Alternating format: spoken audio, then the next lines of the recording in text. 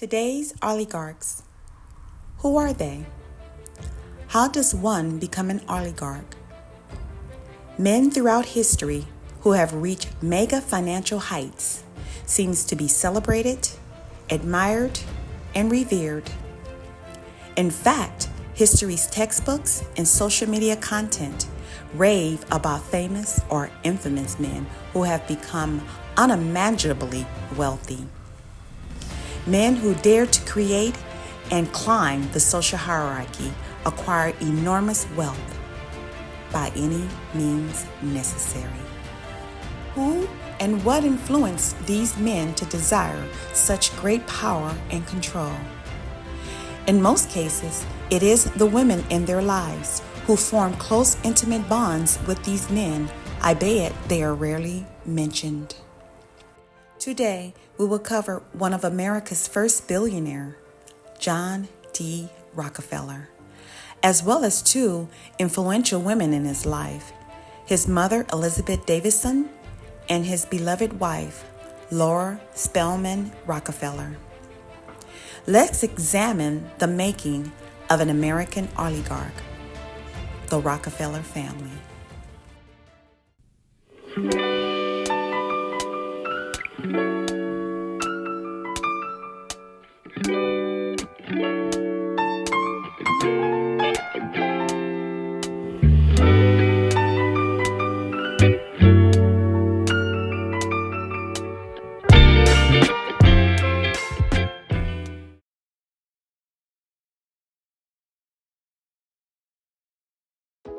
I've been taught, quote, when you educate and prepare a young girl, you will educate and prepare an entire nation for prosperity, end quote. Also, quote, behind every powerful man was his mother, his first teacher, who lectured and instructed, as well as a future wife who is patient and supportive, who encourages the making of future dynasties, end quote. Elizabeth Davidson, aka Eliza, was born September 12, 1813, in Cayuga County, New York. Very little was known about her childhood, although a childhood friend claimed her family were prosperous farmers who believed in modest Puritan beliefs and were devout Baptist Christians. Eliza herself attended a religious Dutch Reformed church. She also sang in the choir. As Eliza matured into a serious and spiritually dedicated young lady, she met her future husband, William Avery Rockefeller. In contrast to Eliza's prosperous upbringing and religious family, William's upbringing was the total opposite of his new love interest. The young man inherited a poor and difficult childhood. He was later known by his peers as a cheat and a swindler, what we call today a common street hustler. Let's continue. It is not clear at what age she met her future husband, William. However, they married soon after she met him.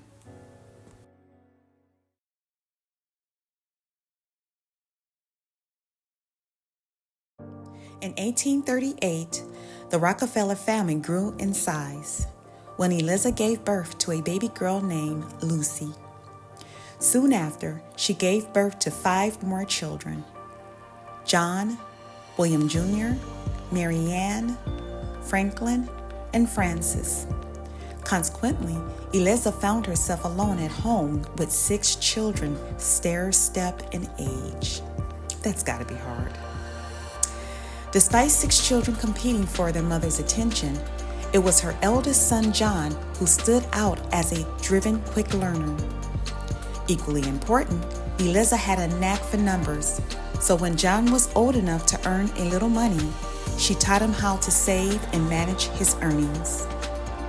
Who would have known one day her son, John Davidson Rockefeller, would be the first billionaire, making him America's richest man. Nevertheless, Eliza's husband, William, struggled with past demons and generational curses dating back to Europe. before immigrating to America.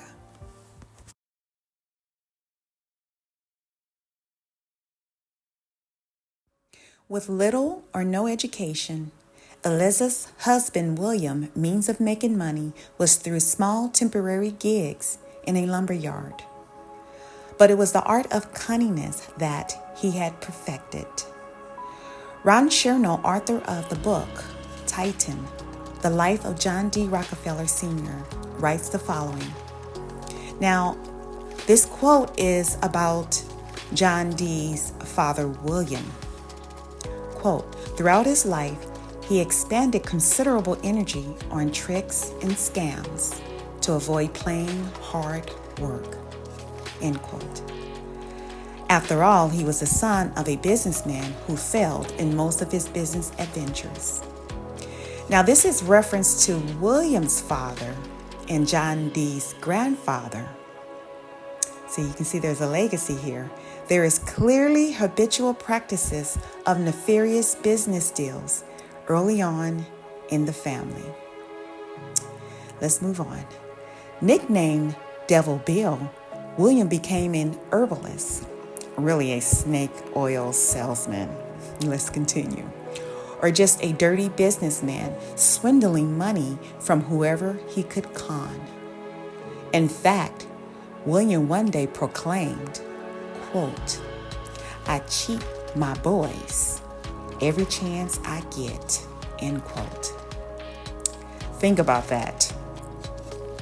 Let's continue. He appeared to be cold and stern towards his family members. In contrast, Eliza had a presence of consistent stability for her 6 children. Ultimately, her husband William eventually abandons the family, leaving them penniless.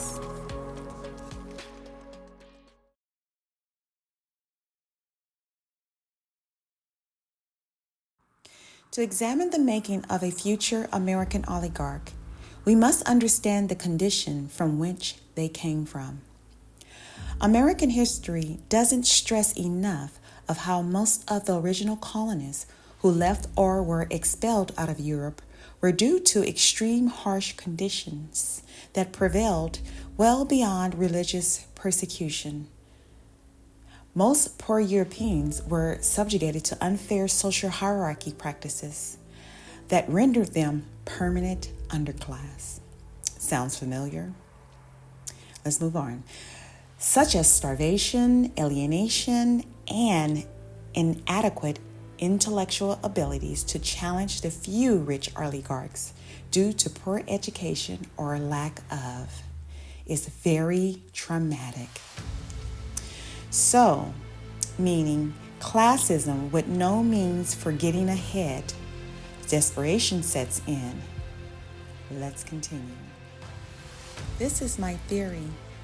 Like the condition of epigenetics, on a genetic level, the trauma is imprinted in the genes, passed down through generations. The inhumane reality of those times in Europe, never having the opportunity to improve your station in life, rears its ugly head in today's oligarch's psyche once there is a perceived threat. Hence the practice of mass negative projection onto others that they deem unworthy.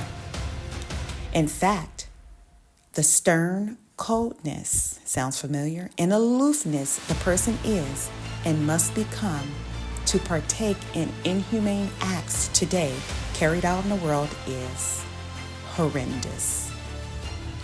The ghost of scarcity.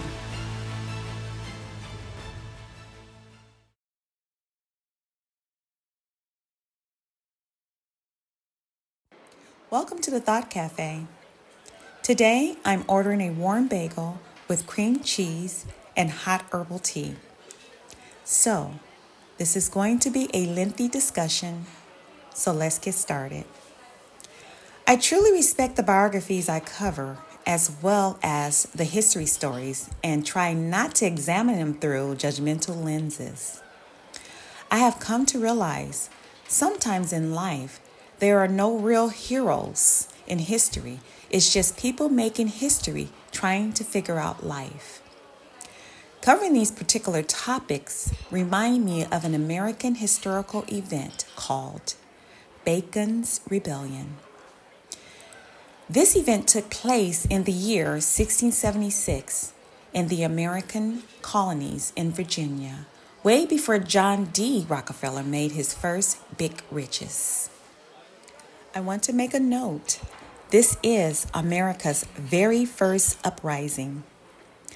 The early American colonies during the early to mid 1600s did not have clear rules on how to distinguish their indentured labor. The men and women in these settlements were English, Irish, Native American, and African labor hands who were labeled according to their social class and religion. The early oligarchs in the settlement created and maintained an unequal economic system regarding the indentured labor and the poor colonists whose labor contracts had already been fulfilled. So this created a permanent underclass. Let's continue. Nathaniel Bacon, a poor planter who happened to be a part of the poor demographics, gathered up additional poor male settlers from diverse racial backgrounds and started a movement waging war against the colony's aristocrats. Fear quickly shattered the minds of the upper echelon. This insurrection only lasted a year due to Bacon falling ill and suddenly passing away. They probably eliminated him. Let's move on. Immediately, the laws were changed, later implementing the slaves' law, and created the social construct of racial hierarchy we see today, the pyramid. As you can see, the early wealthy American lawmakers never wanted to see unity and collaboration amongst the common folks, ever again. The new system was clearly due to the pursuit of enormous future wealth and power for the super wealthy. The goal was to practice keeping the people divided while the new oligarchs maintained wealth and control. So by the 1800s, the institution of slavery was in full effect. Therefore, the opportunity for young Rockefeller to make his first millions on the backs of enslaved people was unfortunately a common cultural practice in America.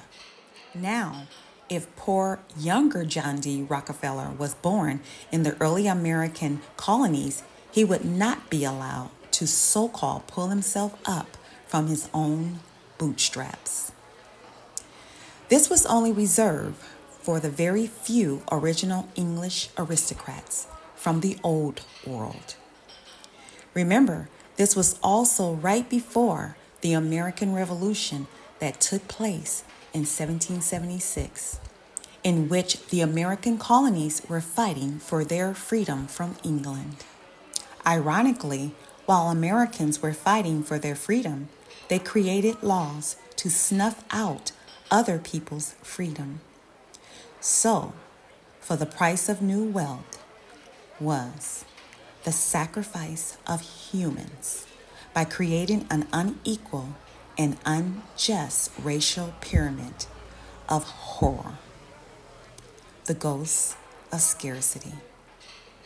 My bagel's getting cold. Let's get back to our story.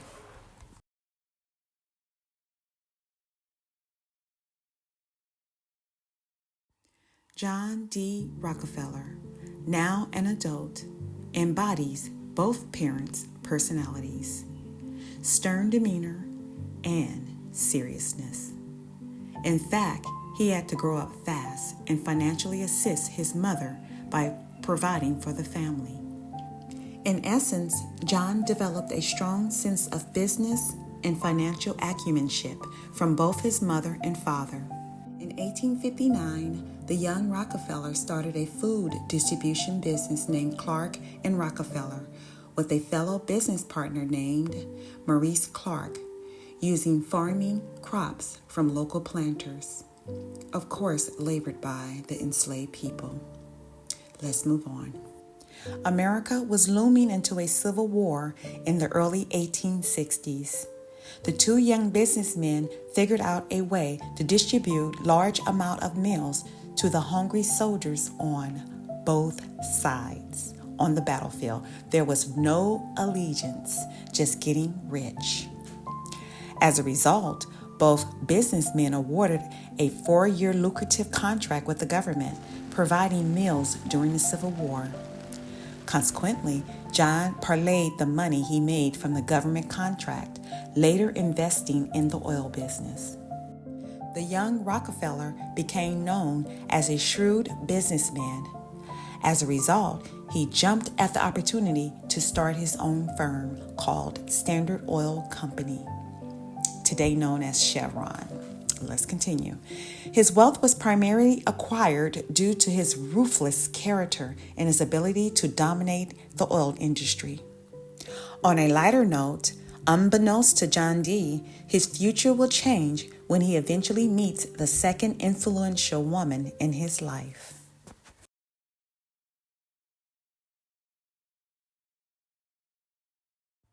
Laura Celesta Spelman was born on September 9th in the year 1839 in Wadsworth, Ohio. Her parents were Harvey Buell Spelman and her mother, Lucy Henry. Laura's family lived comfortably on a stable salary earned through a successful dry goods business. Her father, Harvey, became one of the founding members of the Congressional Church and earned a seat in the state legislature who helped runaway enslaved people escape to Canada. Laura's mother, Lucy, was a member of the temperance and abolitionist movement. On a few occasions, Lucy also sat gracefully in attendance, supporting the women's movement. Notably, Laura's family believed in human rights and were very religious. Fun fact, Spelman College, a historical black college for women in Atlanta, Georgia, was named in honor of Laura and her family's abolitionist contributions. Let's move on.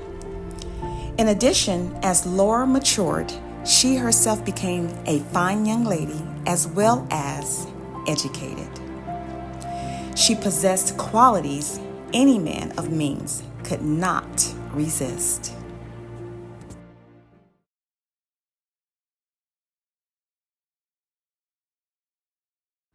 Laura Spelman and John D. Rockefeller met in a local high school that they both attended in Cleveland, Ohio. They reconnected in 1862, and 2 years later, in 1864, they married. Moreover, Laura shared two of John's mother's attributes: loyalty to family and piety. In addition, it's important to note Laura's educational background, her commitment to social causes, thus rubbing elbows with officials in powerful spaces. This was very beneficial for the growth of the Rockefeller brand. Ultimately, during this time, John was making a lucrative income while establishing his own firm in the oil industry, which powered the machinery for the burgeoning Industrial Revolution and the invention of the automobile to move America. The couple became a powerful force. As a result of their success, they later became parents to 5 children. 4 girls: Elizabeth, Alice, Alta, Edith, and the only boy, their son, who became the heir to the family surname, John Davison Rockefeller Jr. Today, there are 7 generations of Rockefellers and over 170 heirs.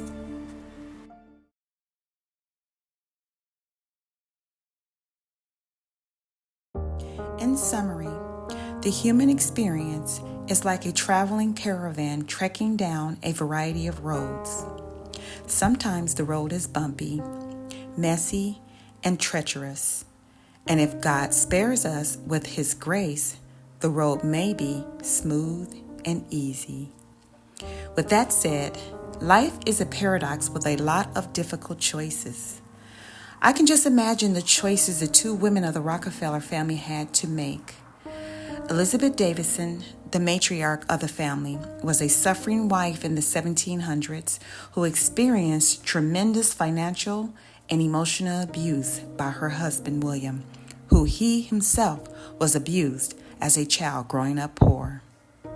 Later, Laura Spelman, the wife of a trailblazer and future shrewd oil tycoon John D. Rockefeller, had to pick up the burden where her mother-in-law left off.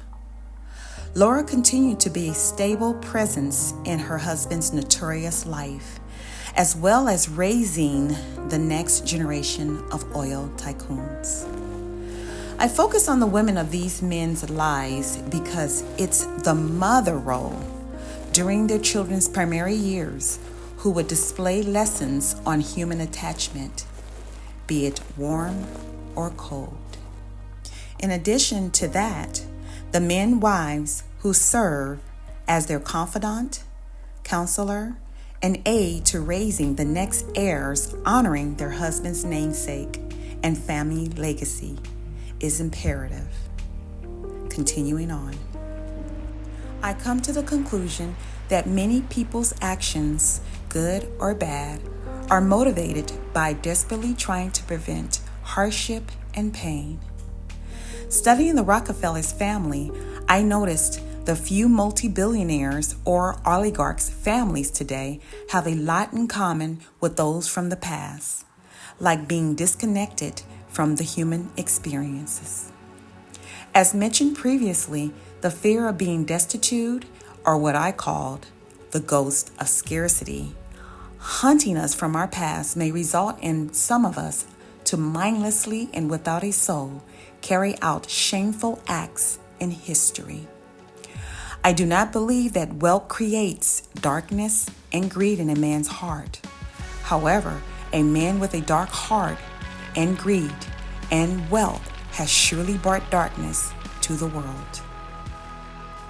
The amalgamation of my research on today's topic has given me an understanding of how oligarchs throughout the decades have performed a great deal of acts in our respective societies. Some great acts and positive in building our nations, some nefarious and harmful to humanity and the environment as a whole, all in the pursuit of achieving their wealth, in which they perceive as security from their past ghosts.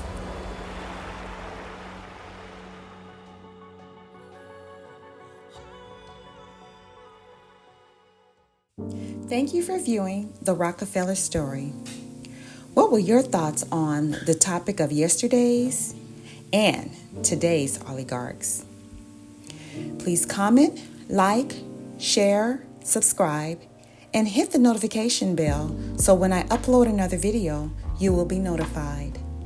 As always, because everyone has a story. Ciao.